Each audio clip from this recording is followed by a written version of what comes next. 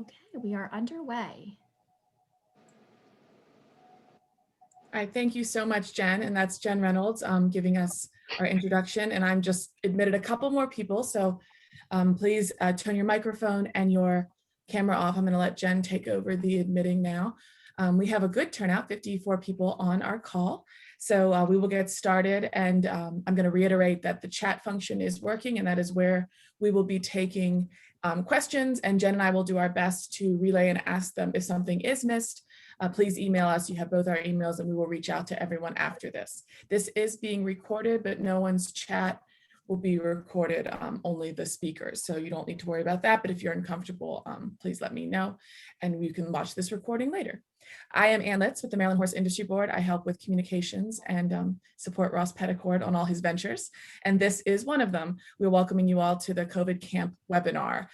During our Horse Discovery Centers, for which those of you that don't know, our Horse Discovery Centers are a volunteer group of stables that go above and beyond to not only welcome the public in a friendly way, but in a very safe way. And I have annual meetings with them at the beginning of each year, and they brought up a question of camps. And this was months ago. And as you know, just this week, things have changed. But when this question kept coming up, we thought as a community that is seeing growth in people wanting to be outside with horses, horseback riding has been looking safer than soccer, so more parents are getting people involved. We wanted to make sure our camps felt supported.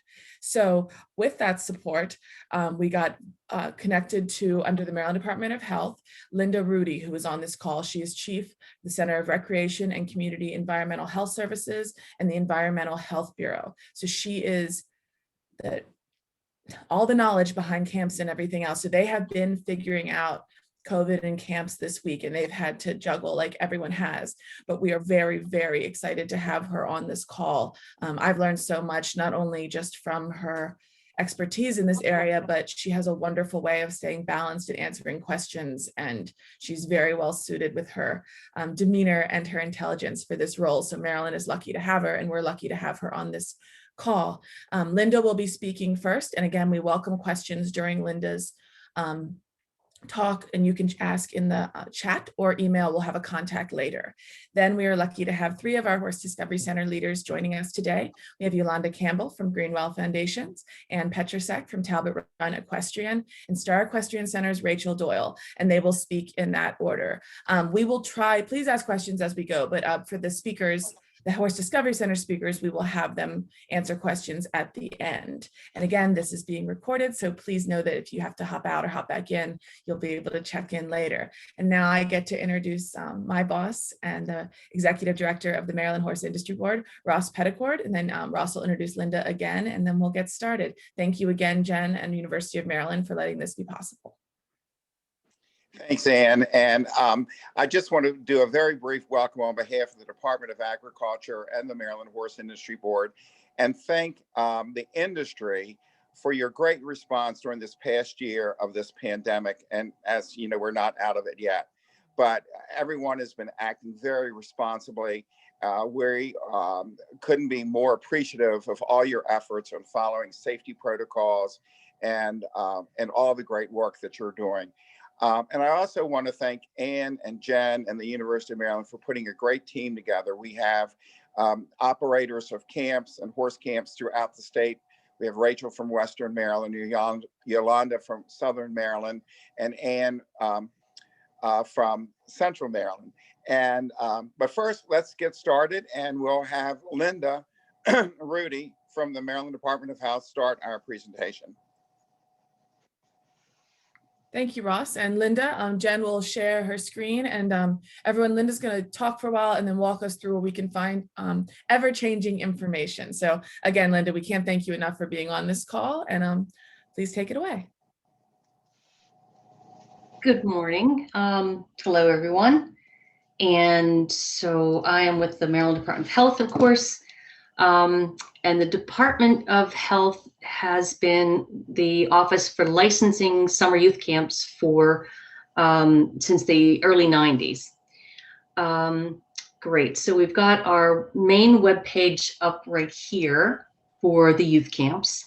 The easiest way to find this webpage is to go to health.maryland.gov ms.gov/youth-camps. And then you'll go to this, we call this our main page for the youth camps. So one of the things I want to talk about, a couple of different things on here, because horseback riding, of course, has been a part of summer youth camps in Maryland, forever. It's one of the big activities. And under the youth camp law and regulations, we do call the horseback riding one of our, quote, specialized activities.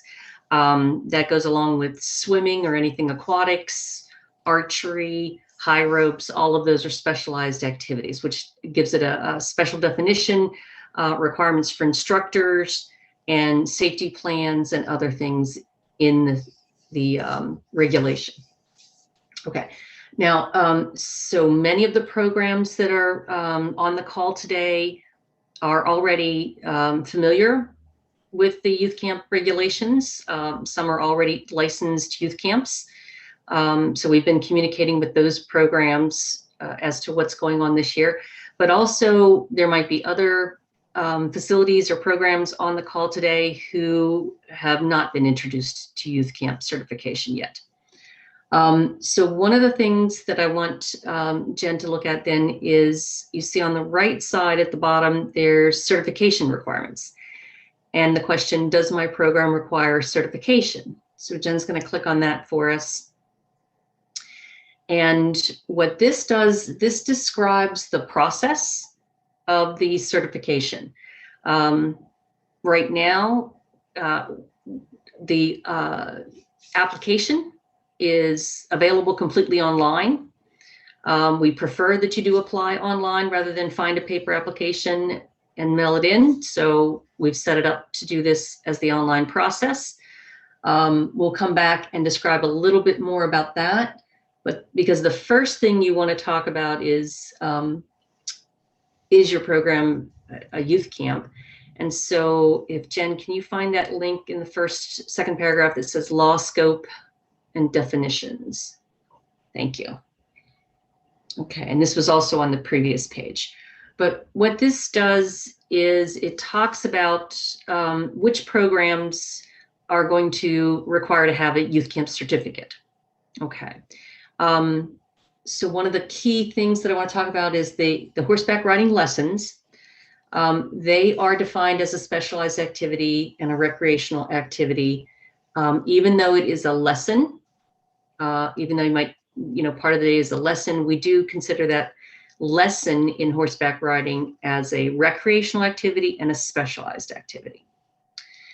And then the other key thing to know about the law and definitions is that a day camp, one of the parts of the definition in day camp is that the day camp operates for at least 7 days in a 3-week period.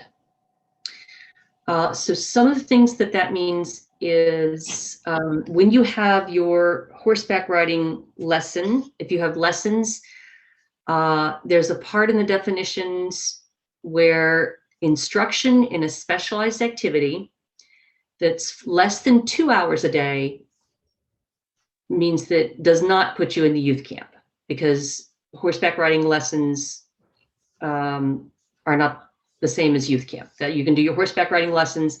If that's 2 hours or less a day, then that's just lessons. That's not summer camp. But when you have a program where the kids are there all day long, they get to do some other activities maybe, but they're there more than 2 hours, and the program includes horseback riding or horseback lesson, then that does put you in the youth camp definition if you meet all parts of the day camp definition. And that is the 7 days in a 3-week period, plus you have at least one specialized activity, which is the horseback riding lesson, or 3 or more recreational. But as soon as you have the one specialized activity, plus the 7 operating for at least 7 days in a 3-week period. And that operating 7 days in a 3-week period is which days you offer camp. That's not for a day camp. That's not based on a camper. A particular camper is there 7 days in 3 weeks. The residential definition is a little bit different. You can let me know if somebody needs extra information about the residential definition. So, and so some programs might, if you're offering 1 week of the all-day program at the horseback riding facility, if you only offer those Monday through Friday, 5 days, and that's the only time that you offer it for the summertime, that program is not meeting the definition of being conducted for at least 7 days in a 3-week period. So Linda, we have one quick question while you're in that, Yes. this discussion. If a youth camp is only 1 week during a month, is that need to be a youth camp? Trying to understand the 7 days in 3 weeks. So if you're 1 week out of an entire month, is that considered a youth camp? If you have 1 week of the all-day program, everything meets you're offering horseback riding and you're offering it all day, but it's 1 week, and then you have 2 weeks where you don't have anything like that. You don't have the all-day program, and then you come back after those 2 weeks are over and you have another week of all-day program. That does not meet the definition of youth camp. And programs that do not meet the definition, we do not certify those programs. And that there's different reasons for that. If you don't meet the definition, it's outside the scope of the regulation. And so we don't license programs that don't meet the definition. For another example, as part of our definition, campers in general have to be aged 3.5 and up. So programs that, the church summer camp that takes kids younger than 3.5, and they want to operate under youth camp, we say, no, you can't operate under youth camp because you don't meet the definition. And that's partly because we don't have the standards and requirements to handle the campers younger than 3.5.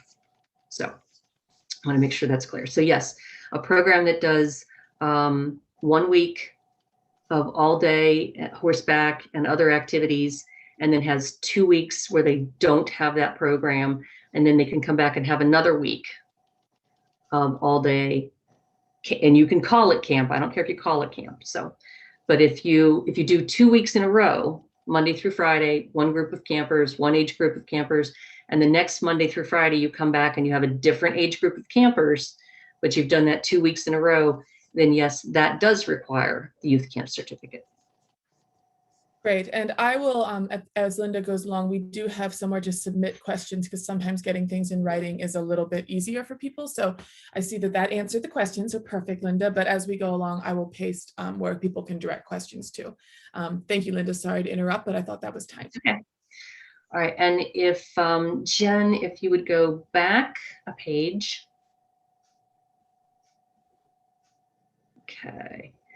All right. And so, like I said, this is where it describes our process. If you are a brand new program, you haven't applied for youth camp certificate before, you're going to start with a pre-application form. And there's the link there at the bottom of the page. And what that form is doing is it's going through the questions of, what days do you operate camp? Do you operate as day camp or residential? Do you have specialized activities like horseback riding? It's going to go through those same questions that are in the law and definitions and make sure that, yes, you do look like you require a youth camp certificate. Now, once that comes into our staff, we'll review that and approve the pre-application. And then the next thing that happens is the staff will create a user login for you in our MDH Youth Camp portal. And from that point, you have access to the portal and you can do your application. If there's an application fee, you would pay it through the portal, and you can submit your documentation, your plans and procedures, building documentation, things like that in the portal. All that's done pretty much through the portal. and we look at your application, we review documentation, and then we can issue a youth camp certificate for the current year. And then you will come back to the portal to report any serious injuries, and you'll give us what we call an annual report at the end of summer, and that tells us how many campers you had each week. And then the next summer, you will come back to that youth camp portal to make your next application for the next year, because this is an annual application and process. And for 2021, the department has decided that, again, this year we will waive the youth camp application fee. So right now there's no fee to submit the application. Okay, and if you're already a licensed camp or in our database at some point, you should have your login to go in and to go into the portal and see and make your application, or see if there's any other forms or documents that you have to upload, or the status of your application, things like that. You can be done in the portal. Okay. So, all right, and then, so last year in 2020, the department put out an order for summer youth camps. If you want to go back to our main page, and then in the center there, you see COVID, youth camp COVID-19 information. Okay, and I had a couple of phone calls yesterday. I'm sorry, this might be a little confusing. So the first link that you see in the center, MDH order, that was amended on June 12, 2020. So that order is, you can see that order, but that order has been rescinded. Okay, and that original order in 2020 had a ratio of no more than 15 in a group. It also had the no out-of-state campers in it. Those were some big items in there. But that MDH order has been rescinded. It's been replaced. The order that rescinded it is that second one underneath, the 2021-030901. That's an MDH order that says that the 2020 order has been rescinded. Okay. Now, in the current order that rescinds the 2020 information, it says that youth camps are directed to follow applicable CDC guidance. Okay. And so you'll find a lot of CDC guidance for summer camp programs that talks about some of the things that you're probably familiar with.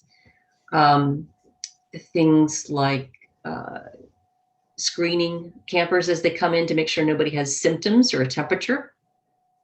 And then making sure that you are practicing your social distancing and cohorting your campers, cleaning and disinfection where it's needed. Okay. And then making sure that you are working with and reporting to the local health departments if you do have anybody, if you find that anybody has COVID symptoms or a positive COVID test result, if they went and did that. And then the other thing that we noted in the text there above the link to the orders is the fact that on March 9th, the governor redid their order, and in the governor's March 9th executive order, the governor changed some of the occupancy limits that were out there. Okay, and so most places are back to quote 100% occupancy. But as you think about 100% occupancy, you also want to consider for the youth camps the fact that you still need to make sure that you're able to socially distance people. Okay, where you need to. And the other thing in the governor's order is the current requirements for wearing face coverings. Okay, and so when campers are indoors, they will be wearing campers and staff will be wearing face coverings. The face coverings are not required at the outdoor location as long as you're able to be 6 feet apart from other people. So you've got a lot of, hopefully if the weather's good and everybody's got their activities outside, that'll be a great opportunity to not have to wear a mask at that time. And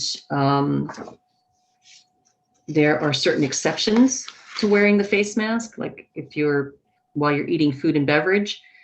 So if you are coming inside to have the snack or the lunch, you want to and because the masks will be off, you want to make sure that you are providing enough space between campers as much as possible. Okay. Let's see. Let me check back. So when the MDH 2020 order was rescinded on March 9th, it means that the out-of-state campers are now allowed, because the CDC guidance talks about your different levels of risk and having people from outside your local area and how much risk you're willing to take on. So when you think about the people that are going to attend camp, your local geographic area, if your camp is, on the border with Pennsylvania or Delaware, then, that's still your local geographic area, and it still might be a lower risk according to the CDC. So we're not worried so much about the state lines. If you do bring people from farther away, then you are bringing in more risk. And so you want to think about communicating to parents who will be there. But if your day programs, mostly your campers are going to come from your local geographic area in the first place. So, and then the capacity, it's not the strictly 1 per 15. You can set up your capacity based on the supervision that you need and the fact that you can maintain your 6 feet of distance, especially when you are inside. And you want to make sure that you are doing things like your cleaning and disinfection according to CDC and your symptom checks and hand washing.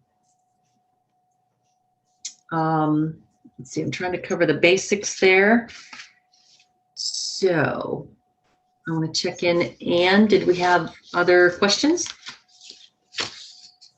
We are looking really good so far. There are a couple questions on forms and which links to go to, but Jolanda, Campbell, and I are going to work through a step-by-step how to apply after this, Linda, and Okay. talk people through those little nuances. And I'll ask you if I have questions, but I think that'll be clearer than you walking through people now. So you are welcome to keep going, but thank you.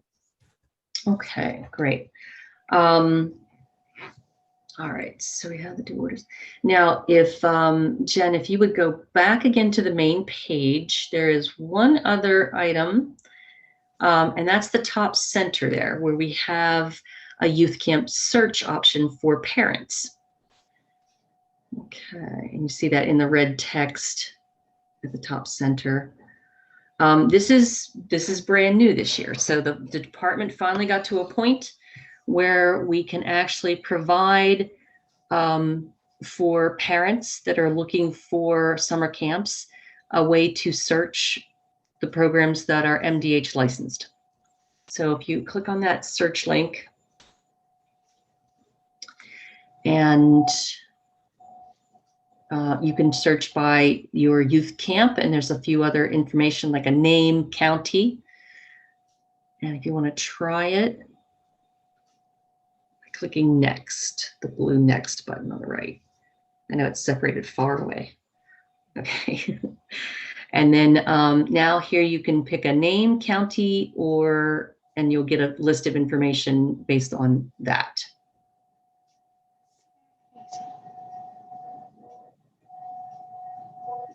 And if you'll find that next button at the bottom again. Okay, thank you. Okay, so it's going to pull up a list. So this is a list of the licensed programs in Howard County. You can sort it whether it's a day camp or residential. You can sort it by a facility name. You can see as you hover on the beginning of that column, you get a little arrow for up or down. There it is. Okay, and then now once if you pick on a particular camp, I don't know if you recognize a horseback riding camp in Howard County on the list here.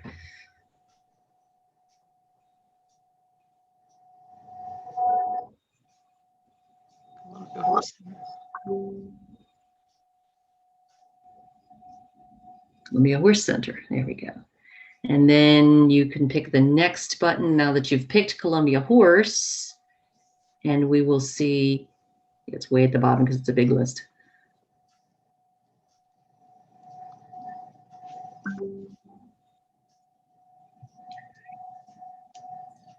There we go.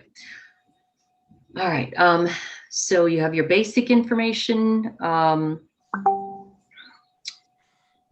the type of camp and things like that. And then recent application information. So last year, Columbia Horse, their application for youth camp was printed and all. And then there's one other piece that I guess Columbia hasn't done yet. We do have a piece in there for the camps that are already in the system where they can add additional camp information. And that is your public phone number, your public email, your camp website, short camp description, and social media. And so those can be seen. That's added there once the camp has done that. And since that's brand new, not every camp has got it in there just yet.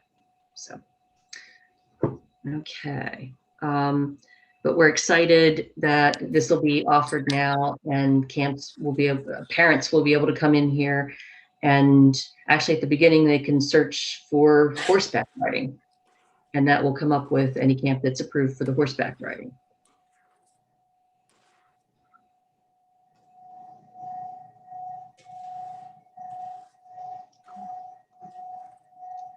Okay. Were there any other questions that we wanted to, or issues that we wanted to talk about right now? I think we're looking pretty good.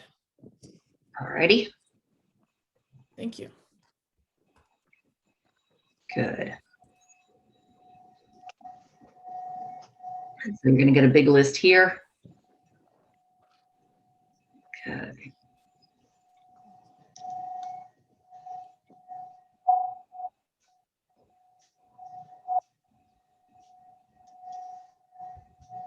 Okay, but yes, anybody who's already in the system, you could go in. Let's pick on Camp Kaliva for a second, because I think she has her additional camp information posted. Thank you. There it is. Yes, camp webpage. And the public email. And then you, like I said, you can go in there and add a short camp description as you want to. And that's under the control of the person who's logged into the person at the camp program who's logged into the MDH portal. So that's, you want people to make sure they know that that's public information that you're putting in there, that people will see, and that you can update it and change it as you go by going into the portal. Once you have your login to the portal, and then you find the additional camp information, like the annual reports or the files upload. That'll make sense once you log in. So, okay. Linda, we did have a question, which Jolanda is helping to answer, but how long does this process to apply normally take? About how early do you need to? I know we're all running out of time with COVID and everything changing at different times, but what can people expect for the application process? Okay, for the for renewal, a renewal, it's a pretty quick turnaround. You're required to apply at least 30 days before you plan to open. And typically somewhere in February, and I think we might have been a little bit late, but we did open our renewal in February this year.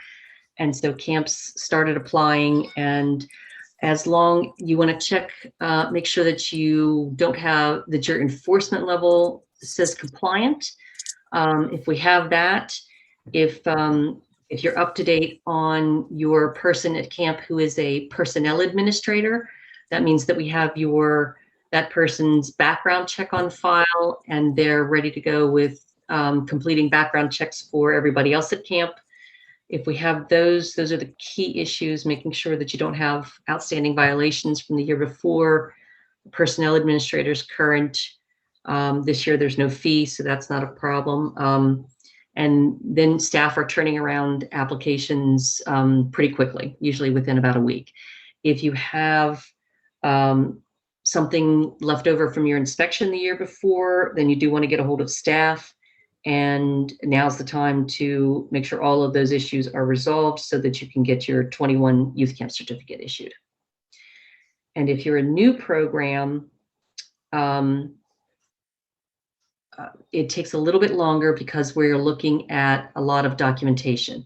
We're looking at all of your building documentation, and we're looking at your plans and procedures. So because the horseback riding is a specialized activity, every specialized activity has a safety plan.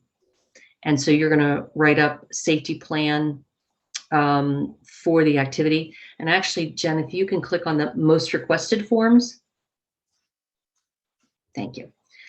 And so we've got further information there for people. I'm sorry, that's the old 2020 training. I haven't got it updated yet because I wasn't sure what was happening for COVID just yet. But we've got it broken down into some information on getting criminal background checks, medications, and then other documents. That's like your building safety, supervision for routine activities and other things. And then camp safety plans. We've got information on writing some safety plans, trying to help you write out what you're doing for the plans. So it gives you the information that we'd like to see in your plan. You know, what are the risks? What are your staff qualifications? And this should all be very familiar things that you're doing at the camp, but we're asking you to put it in a written format for us to review. And so when we have all of that documentation to review, that does take us a couple of weeks, and there might be some back and forth to get everything in place so that because it's a brand new camp, we do the documentation review the first year. We don't come out to your facility pre-camp. We do our inspections during operation. So when a new application comes in, we're looking at all of your documents, reviewing that. And then we issue the youth camp certificate when we have all of your documentation in place. And then you open and operate, and we then conduct the inspections during operation. And then starting in mid-April, I'll have a couple of temporary staff come on, and they're there exclusively to help people with their application process. So, you know, you can get started in time, and it might move a little slow at first until mid-April when I have my staff come on specifically for this task. But once they start, I've got 2 veterans that come back every year, and they're great at helping new camps get all of their documentations and procedures in place. Okay. Excellent. Thank you. I think that's everything that I have to present at the moment. Thank you. Perfect.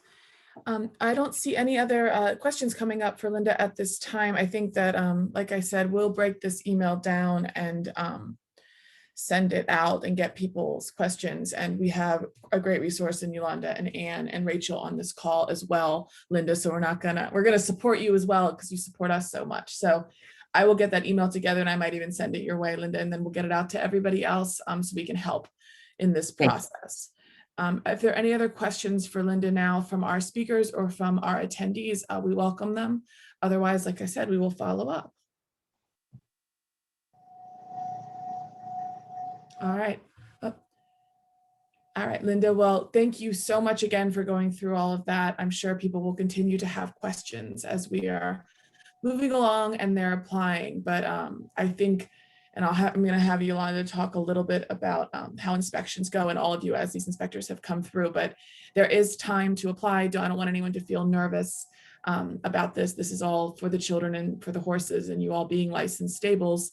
That's what you do best. So we'll work through this with you. Again, Linda, thank you so much for taking the time to be on this call. And we wish you the best of figuring all this out with the rest of us. All right. Thank you all so much for setting this up. It's great to have an opportunity to talk to the camp operators. And as you saw from the list, horseback riding is a very big part of summer camp. So thank you all for being here. Thank you. Thank you. And Jolanda from Greenwell, I'm going to let you get started. And like I said, I'd love if each of you would talk a little bit about how when the inspectors come from the health department, how that kind of inspection goes. Because I know that it's probably a lot like our stable inspectors where it seems intimidating, but really we're all on the same team with this. So, and then everything else you have going. So thank you, Jolanda, for being here. Oh, thank you. Thank you. Yes, and I know that licensing, even from the website, might look daunting, but it's not that bad. And I've shared my email in this, which will be sent out as well. If you have questions, we've been licensed since 2004, and I'm sure that I could answer your questions. Sure I could. Okay, so let's assume that you are licensed or you're going to pursue licensing, or even if you're not, even if you're a small enough camp that you are not going to pursue a license or aren't required to have a license. I want to talk specifically about COVID, and I'm not going to talk about COVID as it relates to where we're going to keep the hand sanitizer and what kind of mask are we going to wear, because I know that there are other speakers who are going to address that. But I did want to talk to you about a little bit of documentation that you're going to find to be very helpful. I'm going to start by giving the example that, well, I'm going to start by saying that honestly, if like I can't see anyone, so if you have questions, I'm not going to see it on your face. So pop it in the chat and do ask. Nothing is too silly to ask, but I don't know what you're thinking. So let me know. One of the things that's going on, of course, is that COVID is impacting our camps. It impacted our camp last year in that we had to cancel. So trying to open back up and come back in, there's a lot of questions we have. What we started to do is we started to last year even say, what would we do if we were able to open camps? And we documented and wrote that down. Then we changed it. Then we changed it again, because that's what's happening, right? Is that we're learning all the time about what COVID's doing. It's in control, we're not. So I wanted to talk to you a little bit about procedure and policy documents, which I've found to be very helpful. If you think back on cold weather riding, there's a temperature and a wind chill that's going to make it too cold to ride, right? Think about heat. There's going to be times when it is so hot that you're not going to be able to ride. What we would do is we would talk in the winter and we would say, okay, when is it going to be too hot to ride? I just read this article. I just saw this thing. This is, well, 95 degrees. Well, 95 degrees plus, well, it could be 85 degrees plus 100% humidity. Then we're not going to ride. So we wrote it down. We wrote it down and we kept it just for ourselves. We trained the riding instructors who came in for horse camps. We kept it in their binder so they could reference it if they forgot. We put it on our website because frankly, I would forget what the number was. Parents would call me in the morning and say, are they riding today? And I'd say, let me look, let me go look. So writing up something like this about COVID is very helpful for you, very helpful for your staff, and very helpful for the parents. And right now it's a timely thing to do because parents are wondering, should I send my child to this camp or not? Is it safe? So going through and just writing down what we're going to do to protect ourselves and protect our children from COVID, because they're not going to get vaccinated. Certainly Governor Hogan thinks we're all mostly going to be vaccinated by the time camp starts. That's great, but the children are not going to be. So what are we going to do? We're going to write a procedure document for ourselves that's very detailed. And then we're going to write a policy that we share with the public. I'm not saying that you have to do this. I'm saying that we found it's been very, very helpful over the years. And using the example of that heat procedure, that heat policy, the procedure would say things like, who makes the decision that we're riding or not riding? What time do they make that decision? What, are they following the weather? Are they, our heat policy follows NOAA. So when NOAA issues a heat index or a heat advisory, here's what we do. So I'm going to apologize for this slide because I just received some information that tells me that this is not up to date. But for now, the procedure would talk about what things we're going to do. We're going to stay home if we're sick. We're going to ask children to stay home if they're sick. We're going to sanitize everything we could possibly sanitize. We're going to do a kiss and go drop off, which means parents are going to stay in their car. We're going to temperature check the child, and then they're going to come out and join us at camp. We're not going to have parents from all different families mingling with the campers. So this detail will likely change over the next month or so as we learn more, but that's okay. We're still going to keep this document because we want to remember and we want to tell other people what it is we're going to do. This would be very detailed down to, if we use a spray to spray the toilet, what kind of spray is it going to be? Where is it going to be stored? Because it can't be anywhere the campers can reach it. Who's going to get it out, spray the toilet? How are we going to document that we did that? Right? Because that's what's going to happen. I thought you cleaned it. I thought you cleaned it. I thought the cleaning person was coming in at 1 o'clock. That's what's going to be. This is Anne, really quick. Your screen is not sharing if you have shared it. Oh, well, that makes all of that a lot harder. You educate so much through your voice that I wasn't even noticing, but then Jen just reminded me, I think. All right, we try again. I want to just pull those up. There you are. Oh, there we are. Okay. Perfect. Makes a hell of a lot more sense now, doesn't it? Oh, you were speaking so eloquently. I didn't even notice. Well, this is good because it's got my email on it. Perfect. Really, thank you. Sincerely, if people want to reach out to me and talk to me about anything, because I'm trying to go quickly, there's 2 more speakers. Please do email me. I love camp. I love horse camp. So we were talking about procedure and policy. Procedures for us, very, very detailed. I don't want it to be a 14-page document because no one will look at it, but I do want it to talk about all of the things. Are we going to sanitize the saddles? What are we going to sanitize the saddles with? How often will we do that? How will they dry so we don't get them moldy? What are we going to do? We're going to spend a lot of time with staff talking about that, but let's write it down because sure enough, we're going to forget. Policy is something that I'm going to tell the parents. I'm going to tell the parents, we're going to sanitize your stuff. Probably be a little more detailed than that, but that's what I'm going to tell the parents. And I think that parents really want to know that. Based on last year, they really want to know these things. So our procedure is going to have details about the temperature check, who does it, how do they do it, kiss and go. We're not going to allow the parents to come out of the car. You're going to drop off in a loop and we're going to temperature check your child and off we go. All of these things here are a work in progress because the governor changed some things. So then the health department is going to change some things. So then we're going to change some things. For the better is the good news. It's going to get a little easier. I did have in my procedure document from 2020 that out-of-state campers were not going to be allowed to even register. Now that's changed and they can. So the things are getting better. We don't call this our COVID policy. So that sort of implies that we can control COVID and we all know we can't. We call it our COVID response plan. That's just what we call it. What we did was we wrote it. It is posted on our website. It is now not correct. It has to be fixed. And it's kind of broken into 3 pieces. What are we going to do? What are you going to do? What's our mask policy? That's the most frequently asked question. We've been running riding lessons and trail rides all winter, and that's the most asked question. So I broke it out. And what's the refund policy? It's important to understand the dynamic of parents, camp, and campers. Parents often choose camp because they have to go to work. So a lot of times we'll have a child come to camp a little bit sick because parent had to go to work. I'm not trying to vilify parents. I'm just stating something that's absolutely true. So if they have a little bit of a tummy ache or a little bit of a fever, we want to be sure that parents do keep them home, especially this year with COVID, because we don't know if that's just a tummy ache or if that's COVID right away. So if you stay home, we're going to have a very generous refund policy. Usually we pay it forward. We say, great, stay home this week, get better. And if things are okay, then you can come back in a future week and we're not going to penalize you in any way. We're going to squeeze you into another camp. But I actually met with my board of trustees to explain to them that if we have someone who believes they have COVID or test positive for COVID, we're probably going to have to refund that entire week. This is something you want to decide now.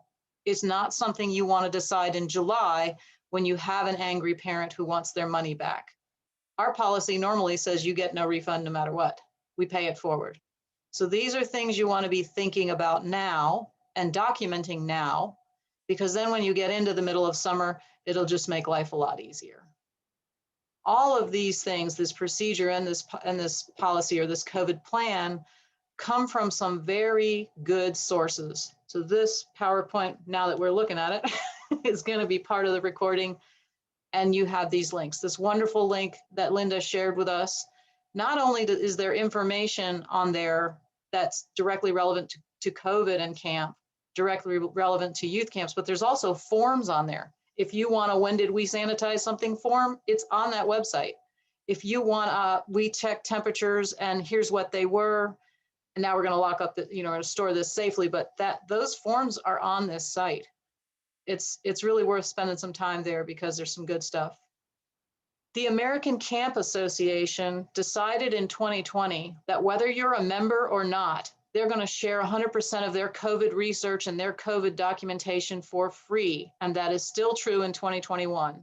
And this link goes to something which is a field guide, which helps you understand the CDC guidelines. You should go to the CDC website, but it's pretty confusing. And it doesn't specifically list camp information. It talks a lot about schools and it talks a lot about other things. The American Camp Association has done that interpretation for you. And if you don't want to read the field guide, you can just email me because I've read it several times. I'll tell you what it says. Also, Maryland COVID has some really good stuff. They have free signs that you can print. To talk about where you have to wear a mask and where you don't have to wear a mask. Children are very visual. Parents are forgetful. If they're coming to do something, they're on the way to work or on the way back from work. These are very helpful things. And then, although it is currently out of date, I put my COVID response plan in here in case you wanted to look at it. We try to keep everything very short. It's really difficult when you're dealing with as many factors of that COVID brings to us. It's kind of hard to have a concise document there. The most important thing here is not so much what you write, but what you do with it. If you want to say, we're going to sanitize, we're going to wear a mask, we're going to do this, that's great. That's a very small procedure document, but don't hide it in a folder. Train your staff on that. Our favorite thing to do at staff training is called skits. And we put a scenario on an index card. Yes, I'm old enough to know what index cards are. And we make them act it out on a stage. Because the best written COVID response plan in the world isn't going to do any good if your counselors and riding instructors don't read it. And if you give it to them at orientation, they're not going to read it. So train them. Make them understand what this means. This is true for everything that we do at camp, but it's especially important now because COVID is getting less scary. It's not quite as scary as it was last year. Put your plan on the website. Parents can look at it and actually decide that they want to go to your camp because look at you, you're pretty prepared here. Email that to the parents more than one time. Already we're going to have to amend ours to add a few things, which is good. I'm going to email it again, ask them to read it.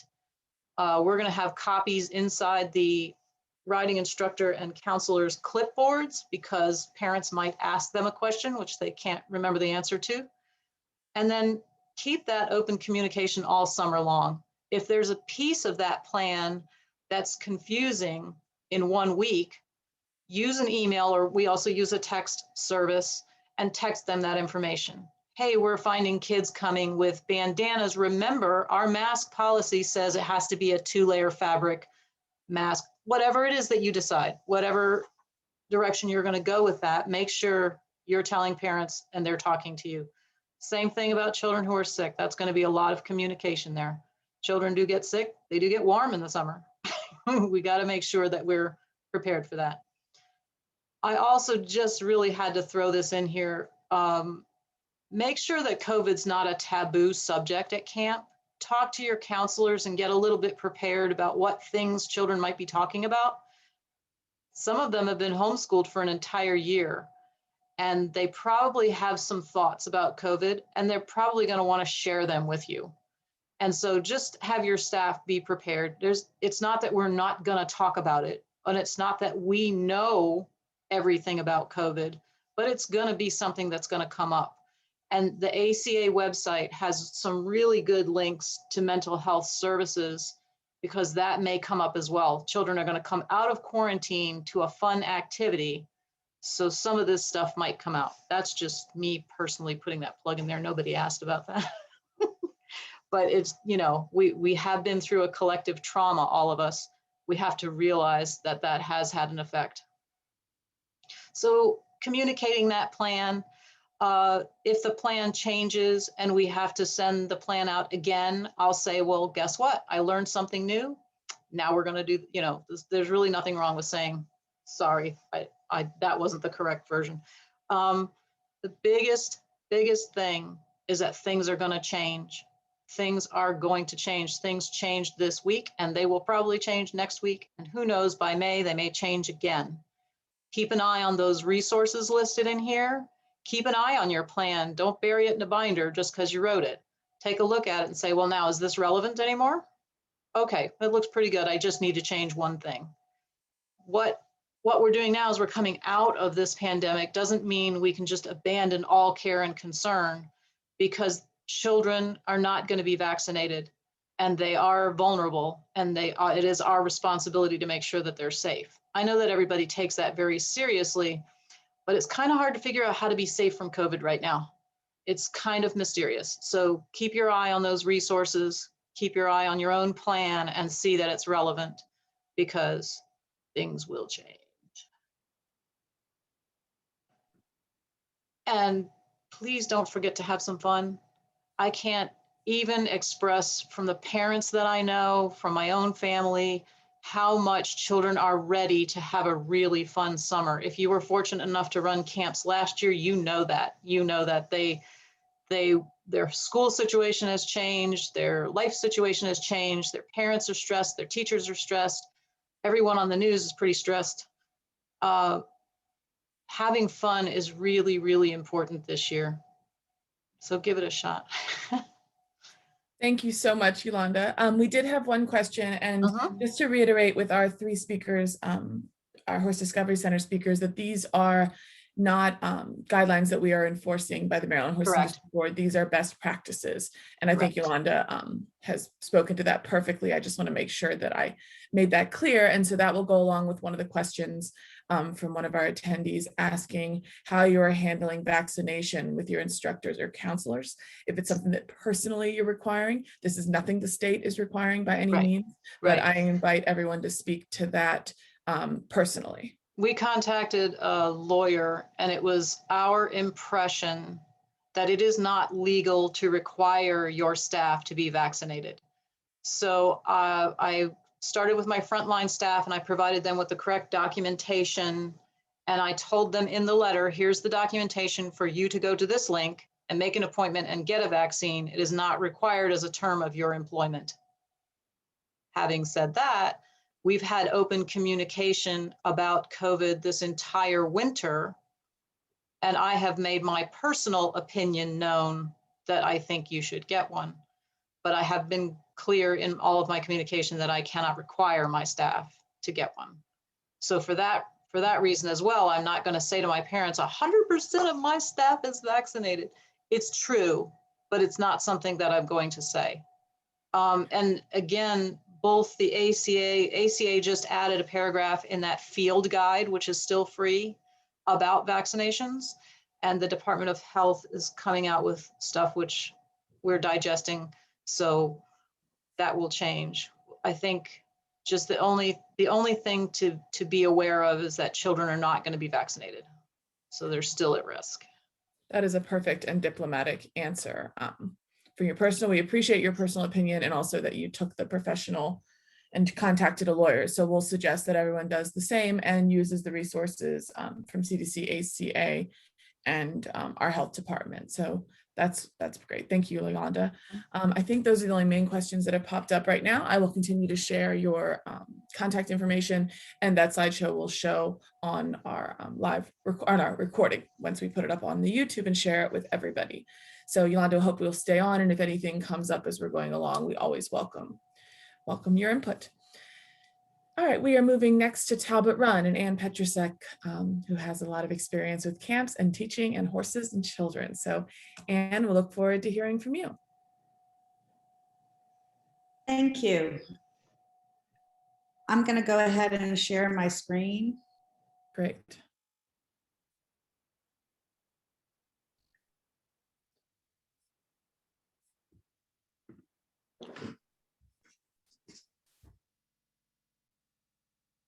Okay, as Ann said, my name is Ann Petrasek. I run Talbot Run Equestrian Center. It's a family-run business, and we've been doing summer camp for quite a few years, and we were lucky enough this past year to be able to run our camp as well.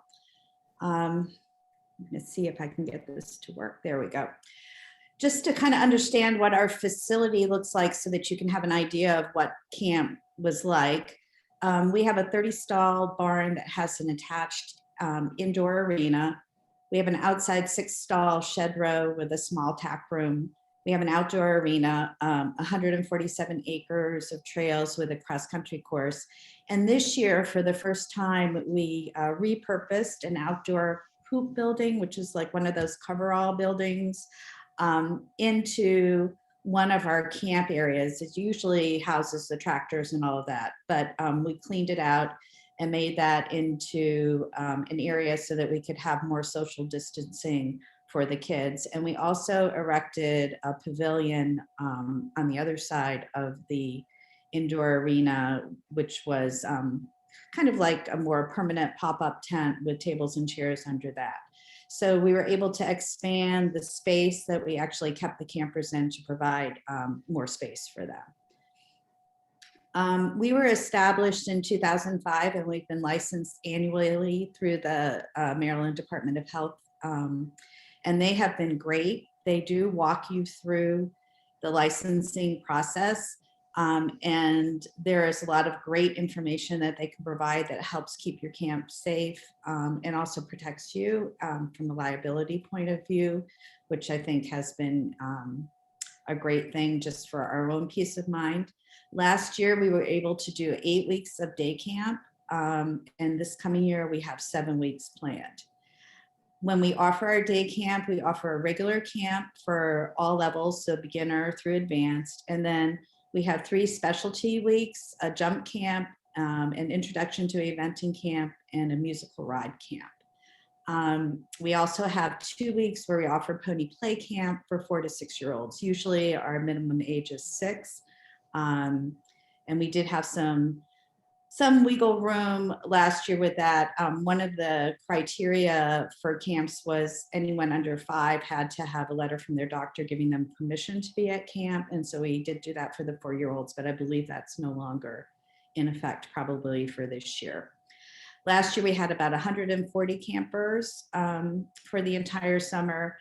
And last week I had 125. This week I'm at 140 and the camp is now full, which is the first time in the past that we've actually filled up camp probably before June. So that's been a great reflection of how horses and horseback riding have taken off in Maryland this year. We approximately have 16 campers per week, and we divide them into 2 cohorts, which I'll talk about in a minute, by their riding levels. And the cost is $375 per week for a 9 to 3 a.m. period. Our staff is comprised of a camp director, that's myself. I'm a Maryland certified middle school teacher. All of our adult instructors are Safe Sport certified through the USEF, and all of them have completed federal and state criminal record checks, as well as the fingerprinting process. And that's something that the Maryland Department of Health requires. You have to download those forms into the portal that she was talking about. I have 3 adult instructors for camp. 2 of them come each day. We have 4 riding groups based on ability. All the instructors have multiple years of teaching experience. They're regular instructors in our lesson program.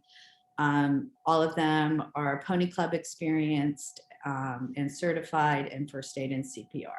And they also have, like I said before, have the Safe Sport certification and the federal and state criminal checks. In addition to that, we have 4 counselors, 1 for each cohort for each day. They're all Pony Club members because we're a Pony Club riding center as well at the C1 rating and up. And they also have state and federal criminal record checks and fingerprint checks. And those 4 counselors are on the payroll.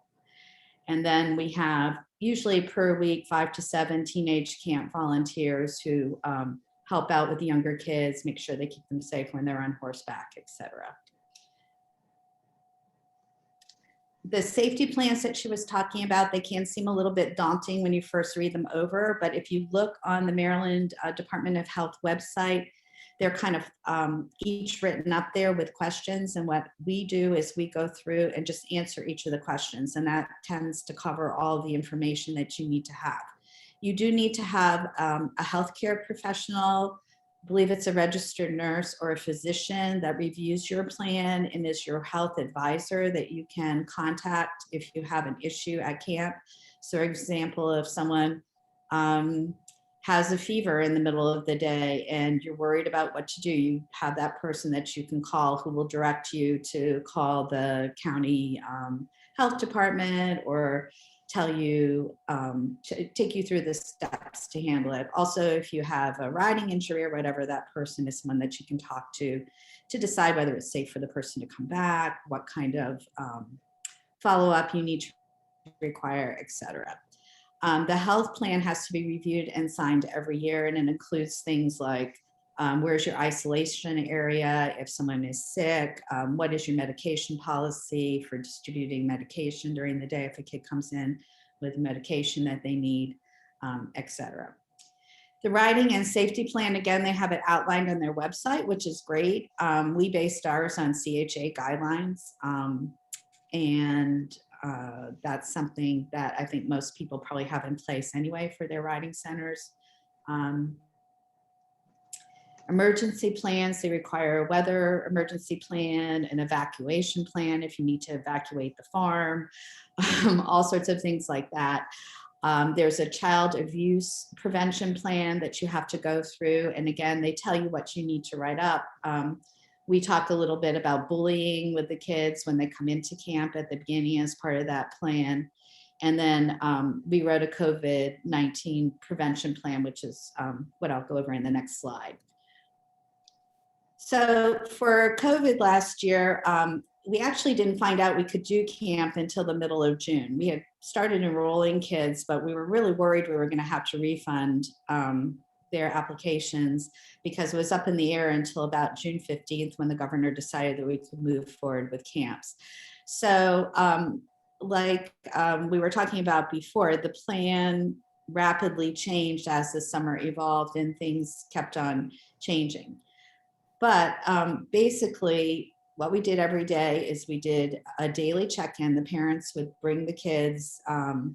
They were sent in writing ahead of time the procedures for that. They would stay in their car or they would socially distance out in the parking lot as they checked in. We did temperature checks on each kid. I had one of those handheld thermometers and I checked their temperatures. And each parent had to answer questions where they signed off that they had not been exposed to COVID in the last 14 days, that no one at home was sick, et cetera, et cetera. And that was all provided by the health department, and the sheet was provided by the health department. We did maintain those records all summer in a notebook and just as documentation that we had done that. We had absolutely zero incidences of people coming in with temperatures, zero incidences of people coming to camp when they were sick, which was wonderful. And our families were really, really good about keeping a kid home if they didn't feel that they were feeling well. We had kids kept home for swimmer's ear. We had kids kept home for sore throats, little things like that. But again, we had zero problem with any sick kids at camp last summer. We did a lot of practice with social distancing because when the kids came in, they had no idea. They'd all been at home, and social distancing was new to them. I used a bunch of pool noodles, and instead of smacking each other, we had them socially distant from each other using the pool noodles because it was about 6 feet. And that helped them a lot. Constant reminders about staying away from their friends were hard at first, but I found as the summer went on, they got more and more used to it, and it was easier and easier. Masking, at the beginning of the summer, the Department of Health did not require masks for under 9 years old. So we kind of had an easier time up until August 1st when the governor mandated masking for everyone over the age of 5. And so we continued the summer with that. We do not require masks when you are actually riding the horse. And we did not require masks when they were over 6 feet apart outside. And again, that was a constant monitoring process with the kids, also with my volunteers. And there was a lot of training and giving the counselors, the right to tell kids to put their masks on. Like, it's okay for you to say to other kids, put your mask on. So as the summer went on, again, that became more and more easy. We enforced frequent hand washing. All the kids were asked to bring sanitizer with them. They were given periodic breaks where they were asked to cleanse their hands. When you see our schedule at each break or group change, then they would wash their hands or hand sanitize.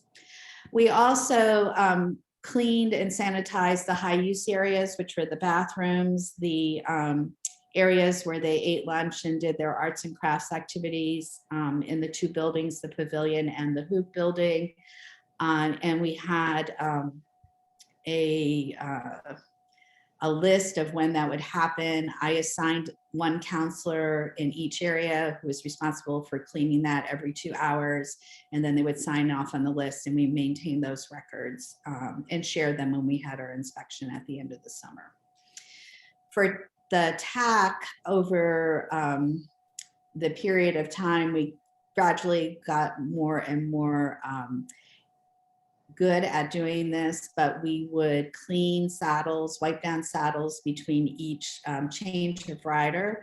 And then I bought clip-on biothane reins. And so each time a new rider got on, they got a new set of reins that clipped onto the bridle. And the rider that was getting off would take their reins and put them into the disinfectant bucket. So we were constantly cleaning reins in between. As far as the cohorts were concerned, that was something that was very new to us to try to figure out. We actually divided the kids into 2 different groups who did not mix together. Because the number was 15 in a group, and we generally have about 20 kids in each of our camp sessions, we divided into 2 cohorts. They each had their own counselor, and they each had their own assistant counselor that stayed only with them. So one cohort was assigned to one area, one cohort was assigned to the other area, and they did not mix together for lunch, for lessons, for arts and crafts activities, for anything like that. And that allowed us to, if we needed to contact trace, know who the kids were near and keep the numbers relatively small as to who we would have to check. The instructors were not part of the cohorts. The instructors did not mix with the campers in their areas where they ate and did their arts and crafts. The instructors were in the teaching areas, as well as the volunteer helpers who were helping monitor the horses and lead the horses and so on. We kept records of, or I kept records of all the staff and rider interactions. I made sure I knew who was with each group every day, kept records of that in case we were ever asked to follow up and give information for if there was an incident. We had none. So, you know, that was good that we did that, but it wasn't ever used, which was great. The kids themselves brought individual grooming tools, which they love. They love buying all that stuff and bringing it to camp, so that was fine. They also were highly recommended to bring their own helmets this year. In the past, we've loaned helmets to kids who aren't, you know, who might just be doing the week of horseback riding and that's it. But this year, I strongly recommended that they buy their own helmets, and I think they all did. And then they also brought their own food containers, their own water bottles, their own cooler with ice and everything, so that no one was touching each other's food, so that at lunchtime, that was all self-contained. And then again, the last thing is we did frequent training and reminders. We had a group meeting every day where we went over everything for expectations with the riders. I met with the staff, the counselors and the volunteers every Monday morning and went over everything. And then the instructors and the staff, we met also once a week just to make sure that we were covering everything. And if anyone had any questions or concerns, that we could address them. Our daily schedule, in the morning we had check-in and the kids played games with their counselors in their cohort areas. We would have one camp meeting where everyone was together, but we had it in our indoor arena, which is pretty large, so they were socially distant. We practiced being socially distant during that time. For the grooming and tacking, we had different areas. Each cohort had their own area with the ponies that they were grooming and tacking.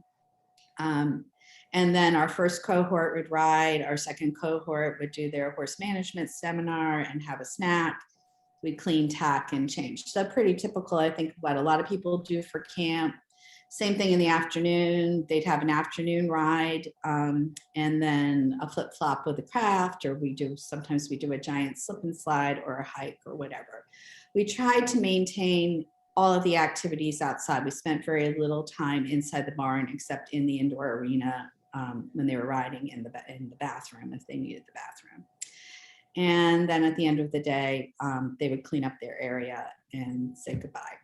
So that's basically what we did. And it was very, very, very smooth last year. We were very anxious at the beginning, but the summer went really well. And I got a lot of feedback from parents about how this was the only normal experience that their kid had had in a long time, how happy they were they could come to the barn. And our lesson program has been packed since the end of camp last summer. So it was overall very positive. Talking about the inspection, in the past, the inspections have been unplanned in the sense of they just show up and they come and do an inspection. This past summer, they actually our person actually made an appointment so that we would know that someone was coming on the property, and he had specific guidelines about masking and how he wanted things shown to him and handled with him.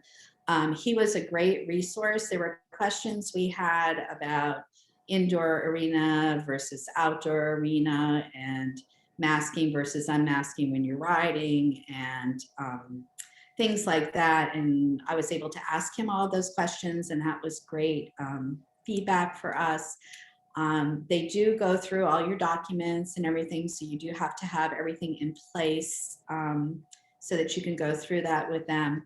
But I find that being certified by the state gives me such a peace of mind from a liability point of view of running a camp that's safe, and their guidelines all certainly make sense.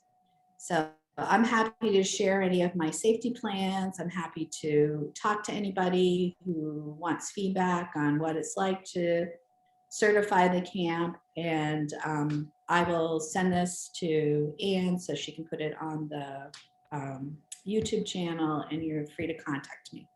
Thank you. Thank you.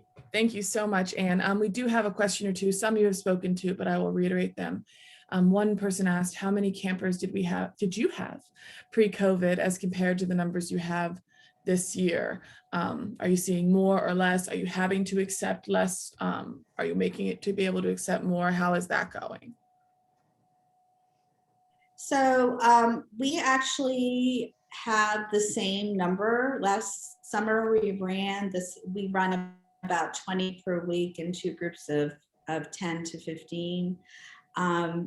This year, the difference was the camp has filled up so quickly, and I have a long waiting list already. So I think there's a lot of interest in doing summer camps. I think people are really interested in riding. I don't plan to increase our numbers just because I run a full lesson program over the summer as well, and that's about what my horses can handle, is what we have in place. But it will be about the same number as last summer, and last summer was the same number as the summer before. Okay, very interesting. We also, and Jolanda referenced this, did you use leaders or sidewalkers, or were all your riders independent even at the trot? How did you manage? We're an inclusive camp, so we welcome children with disabilities. So we have used sidewalkers and leaders. And for the groups that have very, very ranked beginner, never been on a horse, we'll sometimes use a spare person in the arena on Monday, but our goal is to have everyone as independent as possible by the end of the week. So it's a mixture of those things. Okay. And Anne, what about you? Did yours as well? So we do use sidewalkers. Last summer, each sidewalker had a particular lead rope. That was their color that was disinfected, and that was the lead rope that they used. They were very careful about masking. They did help the kids adjust stirrups and so on. So we did come closer than the 6 feet social distancing, but it wasn't for more than 5 minutes or so, whereas they were talking at that time 15 or 20 minutes was your max. So we did use the sidewalkers. The one thing that I found that the sidewalkers had difficulty with was when it was very hot and they needed to trot with the kids running in the heat. And we had to be really careful about giving them breathing breaks and water breaks and all that, because with the mask, it made it more difficult for them to do that. Great suggestions. Thank you both. And yes, I'll continue to share all these contacts. I want to thank you both for being so willing to be here. And then we'll look forward to hearing from Rachel, and then we'll take questions to everyone at the end. But thank you so much, Anne. And then Rachel, we'll let you wrap us up with your talk. And then, like I said, invite more questions. Oh, hi, everyone. I am Rachel from Start Equestrian. We are a therapeutic and recreational horseback riding facility in Western Maryland.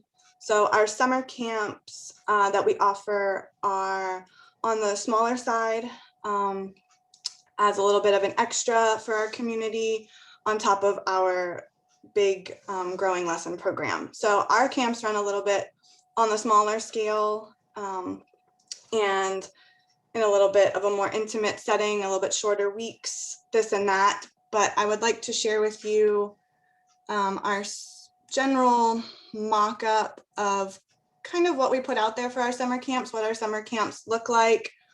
My contact information is also on here. This is from last year, but we do gear our summer camps towards beginners, ages 6 through 13. And during our camps, they learn to care for and ride a horse. They learn horsemanship. We do crafts and water activities. We have farm animals that they can take care of as well. And we have about 3 miles of trails on our property. So they can explore that either walking or on the potential horseback ride as well throughout their time here. And we are certified through PATH and the CHA. So all of our instructors, camp personnel are certified through that as well. And so just like with the other 2 ladies who presented, you know, we had to rethink everything for camp. We were able to successfully run a few smaller weeks of camp last year, and we are looking towards getting back up to expanding our camps for this year. But we also created a COVID resumption plan that laid out very specific detail information for camp staff, for camp volunteers that we have that come help with the camp, and for the parents and the families. And actually, I was going to share that with you guys as well to kind of give you a look. Where did that go? This is something that we put in place that goes over all of our specific policies and procedures that we put in place that we actually hand out to the families as they come in and are interested in signing their child up for camp with us. So we start with our general policies, you know, following the CDC guidelines, screening for signs and symptoms, letting parents know if, you know, they've been exposed to anything before coming here, you know, kind of going over what we expect from them, looking at coming into us, and what would happen if their child is showing signs of sickness or not feeling well, and if they were exposed to COVID, kind of what our policy would look like at the center and for their child. Then we lay out exactly how we're going to run the camp day here for everybody, including, you know, posting more sanitary stations, posting all those signs with the recommendations for social distancing, for washing your hands, for signs and symptoms to look for if you're feeling ill. We also have designated areas that are labeled for, you know, waiting here before moving on to the next area in our barn, for disinfecting areas, waiting here, putting tack and equipment over here to be cleaned. We did create a one-way flow for our barn.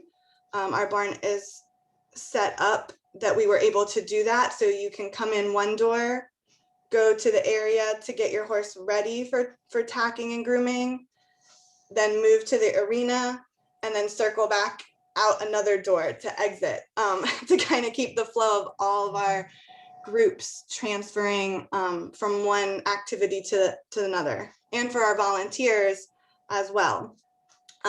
And for when we do lessons as well, for families coming in with their rider student coming in and out of our barn. We made up check-in and check-out sheets for our volunteers, logging what time they're coming in, what time they're coming out, just so we know who is here and when. So again, if someone shows signs or symptoms of COVID, or we have to alert people and shut down because of that, we know exactly who is here, exactly who might have been exposed, and can easily get the word out to everybody. So our procedures that we made up for coming in for the families is we have each camper waiting in their own vehicle, and the camp staff will come out, take their temperature, and bring them into our classroom, which is next to our barn. Then we take temperature checks. We ask they wash their hands.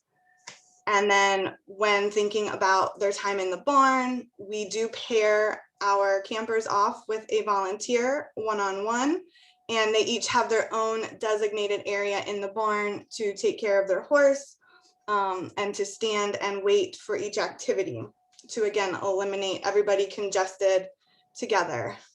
We have blocked off certain rooms that campers could go in, and we have made up an extra policy for volunteers and staff to designate who goes in those rooms at what times, again, like the feed room, the tack room, this and that. And then the same at the end of the day, once the flow is over, we do the same thing for the families.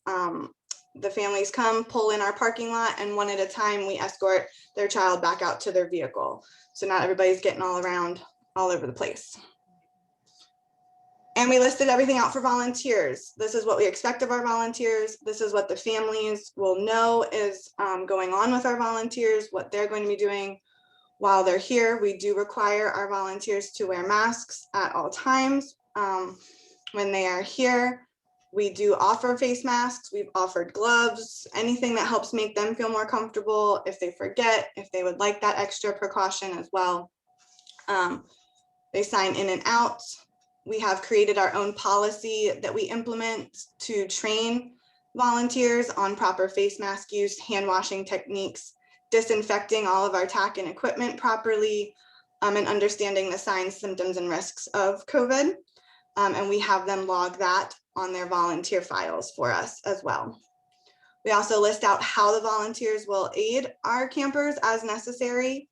So try to eliminate as much physical hand over hand assistance as possible, and kind of the best place to stand with them as needed, both when they're mounted and unmounted. Trying to get that, as clear and concise as possible for the volunteers to understand and for the families to know what exactly the volunteers will be doing with their child as well. And then our staff, obviously our staff are all trained in COVID-19, our safety precautions, personal protective equipment use, infectious disease, bloodborne pathogen use. We do require that as a condition of employment here, to be updated and current on all those recommended stuff. And then we all wear masks as well when we are around campers and families. We will wear masks during mounting and dismounting and whenever in proximity, but I did put in there that we can remove and store them if we are far enough apart and teaching. So that way everybody can hear the instructor, the camp staff clearly, and to keep everybody safe. So, and then just a couple of things about going over our facility and equipment. The other ladies have stated this as well, but we try to give campers, volunteers, their own and individual supplies when they are here, such as, their own lead ropes with that horse and that camper only, their own coloring supplies for doing crafts, their own muck rakes and buckets when they're helping with barn chores. Again, just to eliminate the back and forth passing of similar items. And then we do disinfect all of our grooming tools, saddles, reins, everything thoroughly after each use. Our saddle pads get used once a day and they get washed. Reins, we only use one pair of reins per rider per day. So if that horse gets used back and forth, just wipe down the saddle, take off the reins, put a new pair of reins, you're good to go. And as I mentioned earlier, we did create a designated tack cleaning station. So whoever is untacking, they go place it in that area. We do have an indoor wash stall. So that became our tack cleaning station. You put it in there, and if it's in there, it means it's dirty. And then someone cleans it and puts it away. And if it's put away, hopefully that means it's clean.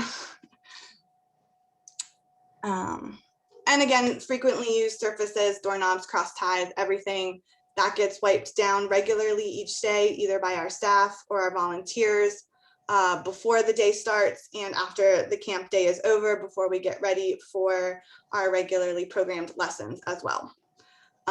Because we have that open flow, the way our barn is set up, we did create a policy about trying to leave some doors open if possible. So that way you don't even have to open a door to go into the next area.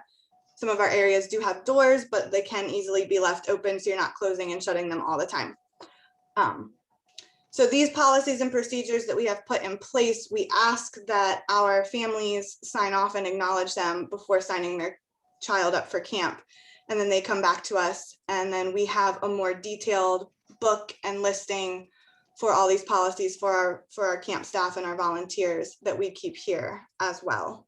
But that seemed to work pretty well for us last year. And I have already updated this a little bit for this year. It looked a lot more strict that last year, but as the COVID restrictions have been lifted this year, as I said, I kind of alleviated some things, but this is the one for this year so far.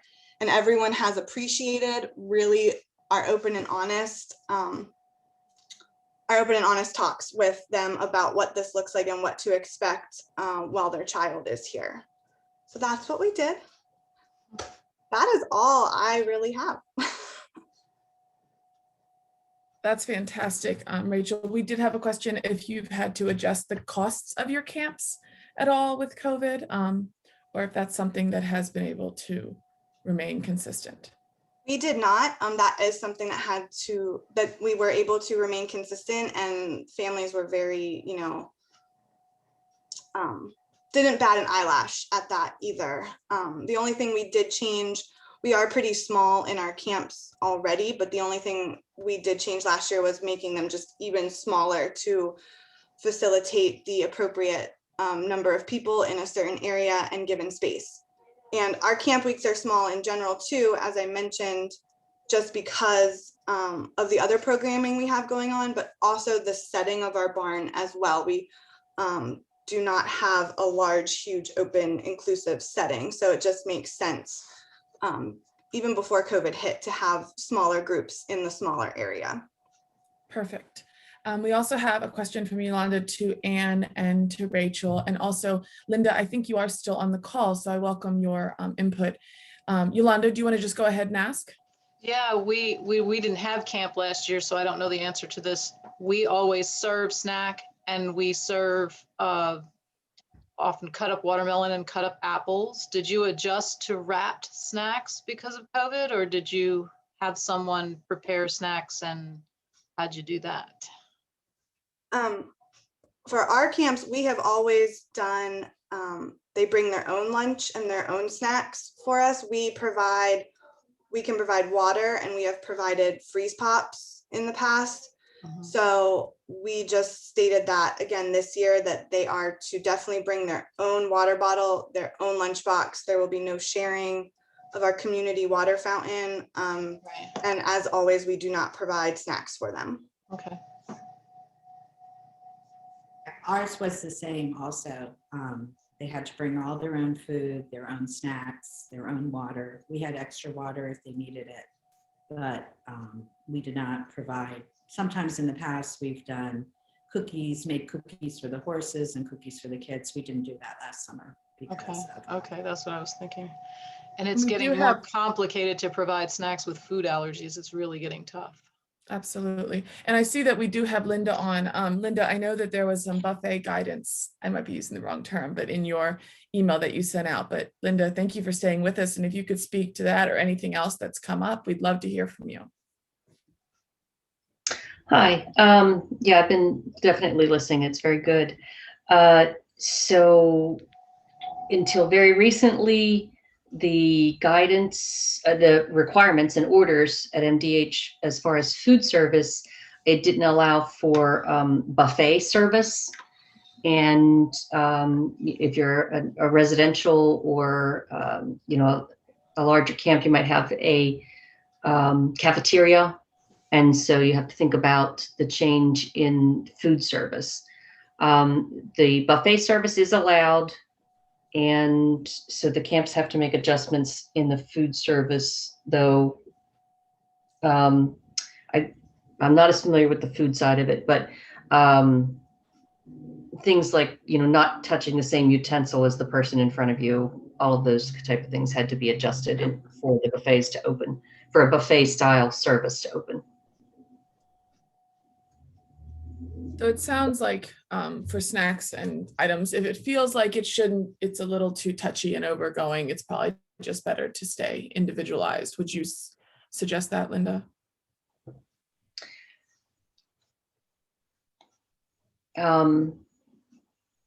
If you've got one person, who can wear their mask and put the snack together, and they're wearing their gloves and everything, that's fine. It's whenever, you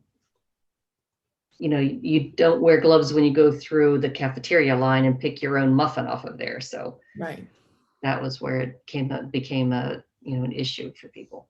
So, but if you've got a person who can wear their mask, wear their gloves, and properly set out the snack, then and of course you're dealing with your allergy and your other issues, but so as they don't have a problem with the food service as it's handled that way, though. Great. Great explanation. And thank you so much for sticking with us. Did anything come up that I answered incorrectly, or that you could help us with more guidance, or any suggestions you have moving forth?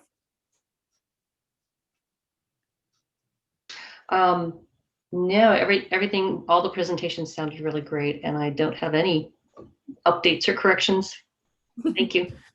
Well, thank you very much, do Linda. have a And that question. is a huge tribute to our wonderful speakers in our horse discovery centers and these women that make these camps run and keep things going. Yes. I do have a question that came through. Oh, go right ahead. And if I could for just a minute, for Linda, knowing that, I think this is wonderful. I think it's really great to have a session like this about camps in general, because we do have so many horse barns and organizations that are starting to look at offering camps if they haven't already been, and understanding just all of the regulations and how to get certified and what they need to do is a really important part of that. But just a question, if a camp that should be certified isn't, what are the ramifications of that for them if they operate a camp without being certified? Okay.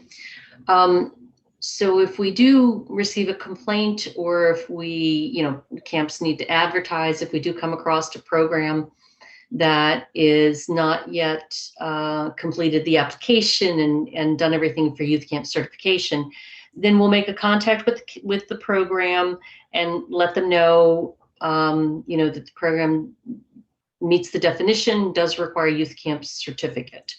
And then we try to work with them as much as possible to help them along with the application process, because it can be, when you're starting up the first year, there's a lot of things to get in place.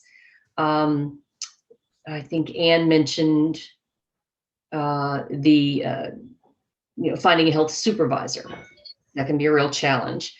And then getting all of your camper forms and staff forms and those documents together. And we try to provide as many resources as possible on the webpage, at least, for documentation that you can go through.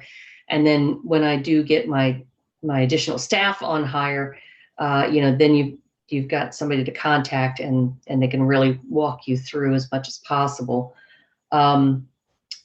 So that's the first thing we try to do is, help a program come into compliance and get started with what they need to do. And I think it was Jolanda that mentioned, even if you were operating a smaller program and maybe you're not up to the size yet that needs a youth camp certificate, these are procedures that you can start and have in place now. Using the same camper health form and things like that, and contact forms for parents, and putting your policies and procedures in place. The only time we've really had to come out and tell a program that they had to send kids home and shut them down was the camp that we found that was taking kids to the pool, and they didn't even have the parents' phone numbers. So we said, no, you're closed until you can get it all straightened out. Very understandable. Well, and I appreciate you sharing that extreme, because I think that makes our responsible stable owners feel more comfortable in knowing everything they're doing. So Can I speak to that quickly? sure. I know that it's sometimes a perception that getting a license is another thing to do and more papers to gather and more, but I have to reflect, having been licensed for a very long time, on what a resource the state health department is to me. They're definitely the place that I go to when I'm not sure how to do something, and they're definitely providing me with lots of forms and lots of help and lots of reassurance. We are serving vulnerable populations, and the things that we're required to do are good. It's been very positive for us. That's beautifully said, Jolanda. Thank you. And I see we do have one more question. If a 4-hour camp day is considered a camp day. A 4-hour camp day is considered a camp day. How long? I'm not sure how long the 4-hour goes. And we'll give emails to send these out. Yeah, so just in general, first of all, I'm going to assume your program is offering horseback riding. So you have a specialized activity. If the program also meets the time definition of operating at least 7 days in a 3-week period, so you take any consecutive 3 weeks, you operate Monday through Friday, at least 7 days, so 2 Monday through Friday weeks in a row,